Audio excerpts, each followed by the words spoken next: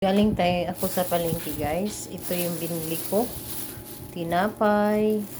Saka bumili din ako ng puto. Dito sa Cebu, ito ay pang breakfast puto. Tapos may dilis. Ang layo ng palengke. Lakad lang ako, nagpapawis na din.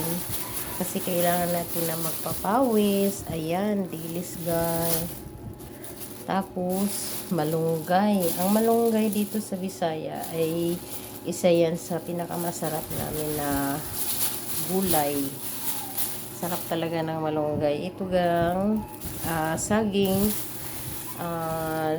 Nagtaka ako, ang mahal ng saging sa palengke. 80 per kilo. 850 lang ata. Tsaka konting karne pang sahog sa gulay. May alagbati ako. Ito namang malunggay guys ay mamaya tong hapon. Magulay ako mamayang hapon. Itong alagbati, maganda yung nabilhan ko kasi galing sila sa malayo sa city. Sila yung nagtitinda talaga. Ito nabili ko lang 15 pesos. Yan. Ayos na yung gulay. Tapos may ano tayo dito na kamuti. Talbos ng kamuti. Ang sarap nito. Gawing salad. Ayan. 15. Sariwa pa talaga, Yung nagtitinda naman ay nasa bindor lang. Yung sa tabi ng market. Ayan. Allowed naman nila. Basta't magbayad lang kung anong kailangan magbayad. At ito, talong, ano lang to, yung talong ko, 15 peso. Tapos kalbasa, 10 piso. Ayan, marami na din.